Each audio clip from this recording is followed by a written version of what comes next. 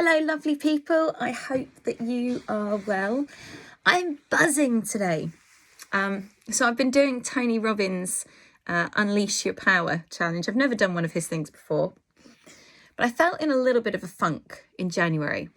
January's been quite tough. In fact, the last year's been quite tough. Let's just lay it on the cards. Incredible highs and some really low lows. And I know everyone's going through it. There's been a lot of stuff going on. It's been tough, but I pulled back a little bit in January and I've been doing more art and I've been meditating a bit more. I've been drinking more water. I haven't had any alcohol in January. Not that I drink much anyway, but I don't drink for a while in January. I'm not going to put a date on it because it's going to be as long as I want it to be. And it might be a few months, it might be 6 months, it might be a year, it might be forever. Who knows? But I up my supplements, I detox a bit more. So all of those things can have a reaction of not feeling so good initially because we're cleansing, clearing. And that whole... It's funny, the throat suddenly starts going because there's, when we start speaking truth, sometimes it's hard. That whole thing of like, not good enough, that stupid voice has been playing so much in my head. And so the Tony Robbins challenge has been great because you look at your old story and you create your new story. And then you look at your old identity and what your new identity is.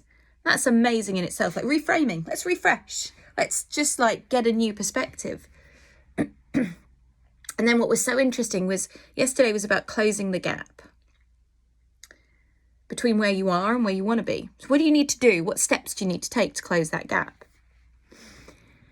And I had this amazing insight as I was kind of thinking about it and connecting into it. That the gap naturally closes. We don't actually have to do anything. When we get back into alignment, everything just falls into place.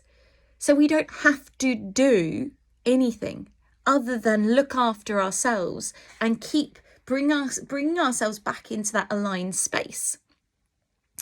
Because when we're in the flow, everything flows. But so often we come out of the flow, we disconnect from where we want to be, from where we are, because we're scared to shine too brightly, or we're scared of what other people think, or there's a whole list of reasons why we pull ourselves back out of alignment. A lot of it is due to stress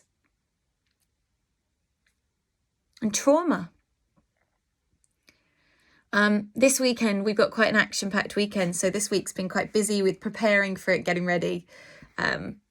When I go and do an event, it's like, getting all the stock ready, preparing my talk, getting all of that stuff ready. So it takes a good week to get ready for an event. So a lot of people don't see all that stuff behind the scenes, the getting ready for things that takes so much time. They think you just show up and boom. So we've got a concert in Glastonbury that we're doing. A beautiful one at Pendragon on Saturday, Perpetual Choir, so that'll be beautiful to sing. And I'm even going to lead a couple of songs with my drum, which is exciting but also nerve-wracking. And then Sunday at the Matara Centre near Bristol is a beautiful day.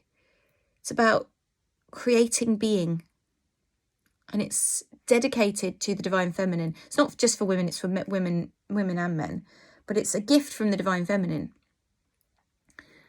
which is super exciting. So I'm going to be talking. I'm opening it after the initial kind of intro by the person running it, amazing man called Eli in the Shine seminars.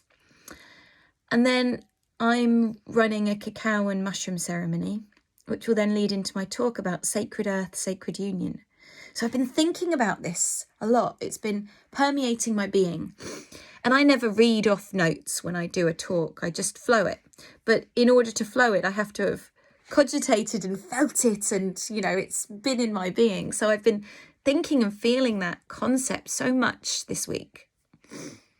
And what does that mean? That sacred union, that sacred earth. And I'm really excited to share that. But ultimately,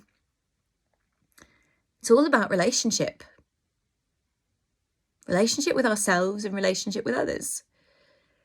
And what's been really interesting this week, the other day, Giles said, if you could have a virtual reality thing and change anything about me, what would you change?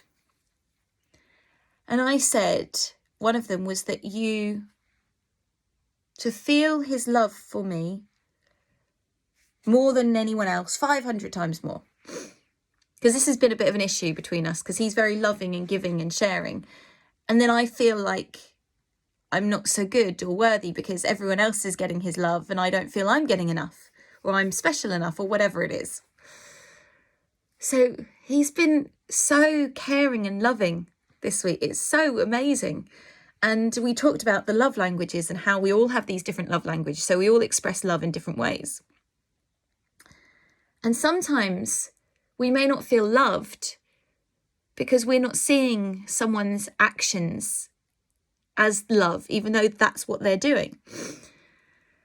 So we've both been making more efforts to communicate in each other's love language.